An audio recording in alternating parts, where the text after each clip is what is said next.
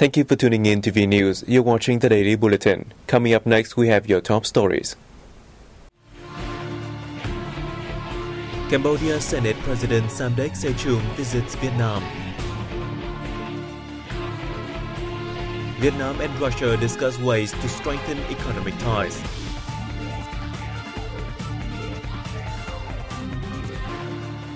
Vietnam attends International Cultural Forum in St. Petersburg.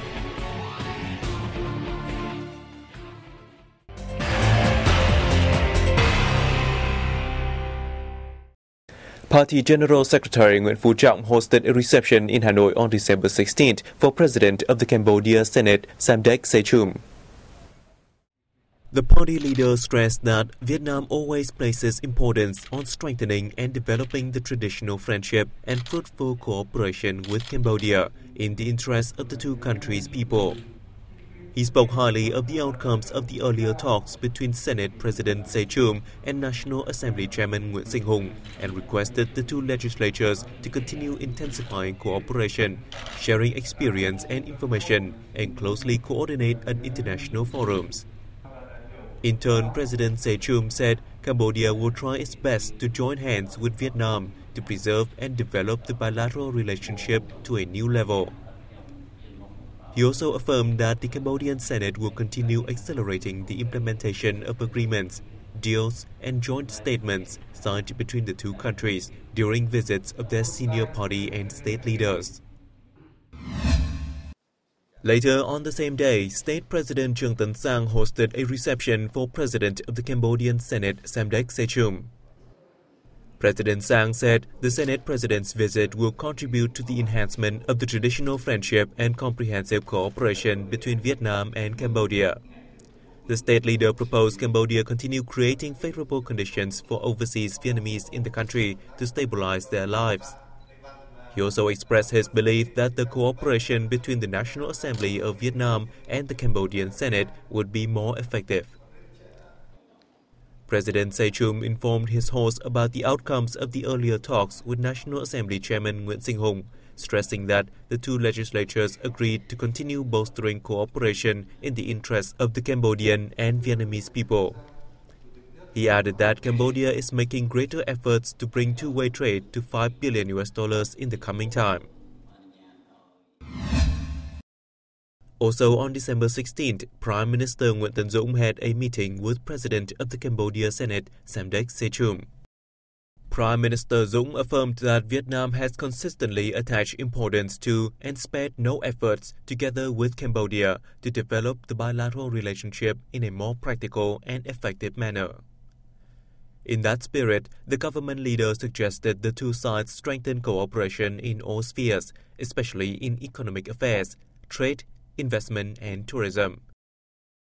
Prime Minister Dũng expressed his hope that the two nations will coordinate closely and effectively to accelerate the border demarcation and marker planting so as to build the shared borderline of peace, friendship, stability, cooperation and development. For his part, President Sechum asserted that Cambodia has always been a good brother, good neighbor, good friend and good partner of Vietnam. He recalled the great services Vietnam extended to Cambodia in the past. The president affirmed the Cambodian Senate's support for the two governments' efforts to promote the bilateral comprehensive cooperation and promised to join hands with Vietnam in border demarcation and marker planting. Earlier, National Assembly Chairman Nguyễn Sinh Hùng held talks with President of the Cambodia Senate Samdech Sechum, focusing on measures to enhance comprehensive cooperation between the two legislatures. Having praised Cambodia's recent developmental achievements, Chairman Hùng reasserted that Vietnam places special importance on its cooperation and friendship with neighboring countries, including Cambodia. In regard to parliamentary cooperation, the leaders said they are delighted at the sound relations between the two legislatures, the frequent exchange of all-level visits, human resources development, experience sharing, and mutual support at regional and international forums. The legislative bodies will step up their role in supervising the enactment of reach agreements, especially the progress of border demarcation and marker planting, and cooperation in economics, trade, investment, culture, education, and national defense, they stressed. Vietnam will continue providing the Cambodia National Assembly with technical assistance and support in personnel training. They agreed that Vietnam and Cambodia will increase cooperation, share viewpoints, and consult each other in international issues of shared concerns. President Trương Tấn Sang has asked for more efforts from both Vietnam and France to raise two-way trade above the current level of nearly $3 billion. While receiving President of the French National Assembly's Foreign Affairs Committee, Elisabeth Guigou, in Hanoi on December 16th, President Sang suggested the French National Assembly help Vietnam to intensify its ties with the EU and early ratify the Vietnam-EU Partnership and Cooperation Agreement. Regarding France's concern over the East Sea situation, the state leader confirmed that China's fast and large-scale construction on islands in the sea have broken the status quo, threatened regional security, and violated the declaration on the conduct of parties in the East Sea. He thanked France for backing Vietnam's stance of addressing disputes by peaceful means in accordance with international law, the declaration on the conduct of parties in the East Sea, and working towards the signing of a code of conduct in the East Sea and maintaining maritime and aviation security and safety. For her part, Elisabeth Guigou affirmed that President François Hollande always pays special attention to Vietnam and wishes to visit the country at the soonest time. The official also said she and other parliamentarians are working to address minor technical problems, so the Vietnam-EU Partnership and Cooperation Agreement will be approved in early 2016.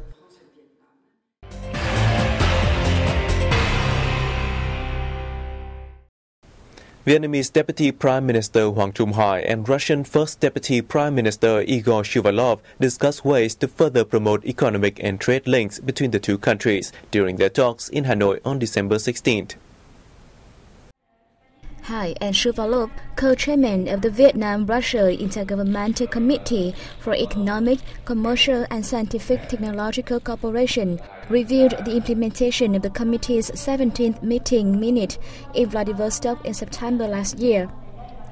They assessed that bilateral cooperation in trade and investment has developed, with key projects being implemented effectively.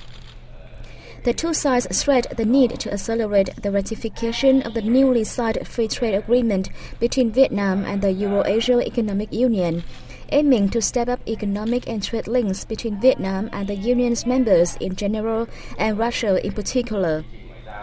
Host and guest expressed their pleasure with effective operations of Vietnam-Russia oil and gas joint ventures, saying that the two sides continue to expand new projects in Vietnam's continental shelf, Russian territory, and third countries. They also agreed on future measures to promote collaboration in other fields such as mining, finance, banking, information, communications, science, technology, education, and training. Changing cash usage habit to e-payment will not only boost economic growth but also promote Vietnam as a civilized nation. Deputy Prime Minister Vũ Đức Đam gave the comment at the Vietnam e-payment forum in Hanoi on December 16th. Deputy Prime Minister Đam explained online payment accounts for 90% of total transactions in developed countries, and the gross domestic products rose by about 1%. He added, Vietnam has been ready for e-payment in terms of infrastructure, and the government has set goals to stimulate online transactions for years, yet consumers seem not willing to change.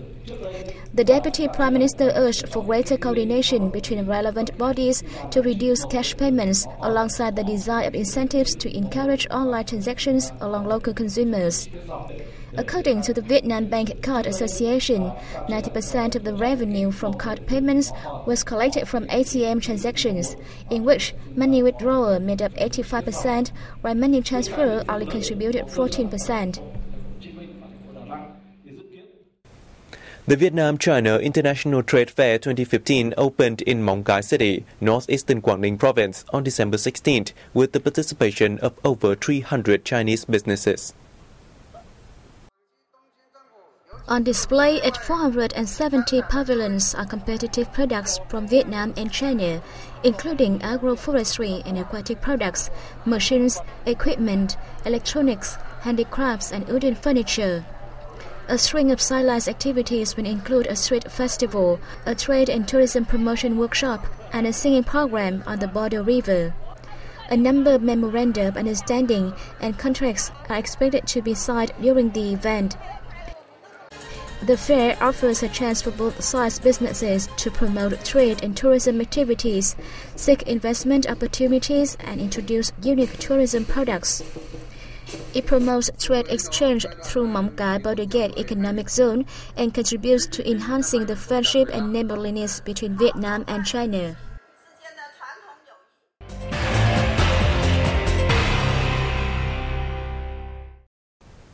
The Festival of Photos, Reportage and Documentary Films on the Peoples in ASEAN Community Vietnam 2015 has been wrapped up in Hanoi. Let's take a look. Speaking at the festival's awarding ceremony, Minister of Information and Telecommunications Nguyễn Bắc Son said the event promoted the real-life images and achievements of ASEAN peoples in terms of culture, the economy, society and religion. It also reflected a united and dynamic ASEAN with great potentials. According to the organizing board, nearly 1,500 photos and photo collections, alongside 113 reportage and documentary films, were submitted since the invitation of entry was released in June. 2 first, 4 second, and 6 third prizes, together with 9 consolation prizes, were presented to 11 photos and 10 reportage and documentary films at the ceremony. A Vietnamese delegation led by Deputy Minister of Culture, Sports and Tourism Lê Khánh Hải has attended the 4th International Cultural Forum in St. Petersburg, Russia. Our reporters bring more details. As part of the activities to celebrate the 70th founding anniversary of the UNESCO, the event drew the participation of over 7,000 delegates from nearly 40 countries worldwide. A series of seminars focusing on culture and arts were organized during the event, which served as a venue for participants to inquire into the humankind's cultures. In the framework of the forum and the 3rd International Tourism Forum in St. Petersburg, Russia's Federal Agency for Tourism and the Vietnamese Ministry of Culture, Sports and Tourism signed a plan to promote tourism links between the two nations in 2016-2018. Under the plan, Vietnam and Russia will support each other in tourism promotion activities and strengthen coordination with ASEAN, APEC, the UN World Tourism Organization, to promote their tourism products. Veteran journalist Trần Mai Hạnh has just won the Southeast Asia Writers Award 2015. Hạnh received the honor for his war novel released in 2014. Thailand's Princess Surivannavari Nariratana presented the awards to 8 writers and representatives from 8 ASEAN countries in Bangkok. Hosted by Thailand, the award has been presented annually since 1979 to poets and writers of Southeast Asia. Hạnh novel entitled Biên bản chiến tranh 123475 or War Minutes January to April 1975 covers the historic fall of the America-backed Saigon regime and the fates of most of its leaders. The 19-chapter non-fiction work is based on interviews with and confessions of figures in key positions in the Saigon regime. It depicts in detail the collapse of defense lines around Saigon by drawing on original telegraphs, meeting minutes of regime leaders, newspaper articles, and Saigon radio broadcasts between January and April 1975. Hạnh was a Vietnam News Agency journalist who was part of the agency's special mission to cover key military units that marched south to liberate Saigon in the spring of 1975. Hạnh had also won the highest prize in the prose category awarded by the Vietnam Writers Association last year. And that has wrapped up our news bulletin. Thank you for your attention. For more information, please log on to our website at www.vietnamplus.vn. We'll see you soon.